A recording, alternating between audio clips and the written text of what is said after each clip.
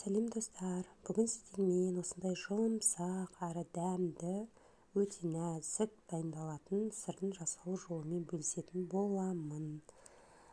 Бұл сырды уыз деп те атасаңыздар болады, дәмі уызға өте ұқсас. Бізге ең алдымен осындай сүт қажет болады. Қолдың сүті де жарайды, магазиннің кез келген сүтін алсаңыз болады. Магазиннің тек қана 3,2%-тен жоғары сүттерді алғаныңыз дұрыс болады. Осы 1,5 литр сүтімізге 1 шай қасық тұз салып, оттың астын қосып, қайнағанша сүтімізді бақылап отырамыз. Енді біз салмасын дайындап аламыз. Ол үшін бізге 3 жұмыртқа және де 20% қаймақ қажет болады. Қаймақтан 3 қасық немесе 4 ас қасық салып, жақсылап массамызды араластырып аламыз.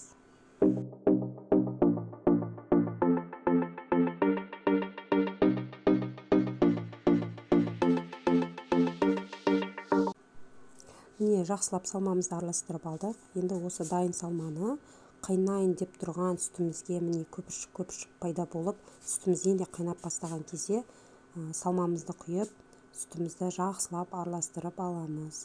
Бізде сүтте іртік ірімшік сияқты, яғни творог сияқты бізде салма пайда болу керек. Және айта кететін жағдай, салмамызды сүтке құйған кезде оттың астын баяулатамыз. Ақырын отта осылай араластырып тұру арқылы біз творог пайда болғанша 10-15 минут қайнататын боламыз.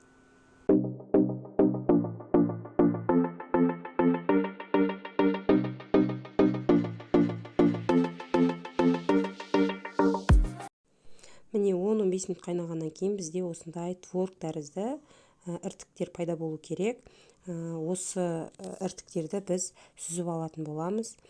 Ол үшін мен осындай сүзгі, ыдыс және де шытмата қолдандым. Шытматаның орнына сіздер марлы қолдансаңыздар болады. Марлыдан суы тез ағатын болады. Осылай марлыға барлығын салып алдым. Және де соңында марлымызды жиып, суын сығатын боламыз. Жақсылап суын сығу керек, әйтпесе сіздердің творогтарыңыз бірікпей қалуы мүмкін. Осылай мен ыдысқа салып қойдым. Осы ыдыстың үстін ауыр затпен бастырып қою керек, себебі формасын ұстау керек сырымыз. Мен 1 литрлік банкеге су құйып, осылай бастырып қойған болатынмын. Осылай мен 2 сағат бөлме температурасында және де 2 сағат холодильникте ұстадым. Бізде осылай өте әдемі өз формасын ұстайтын жұмсақ сыр дайын болды. Өте дәмді, жасап көруге кеңес беремін.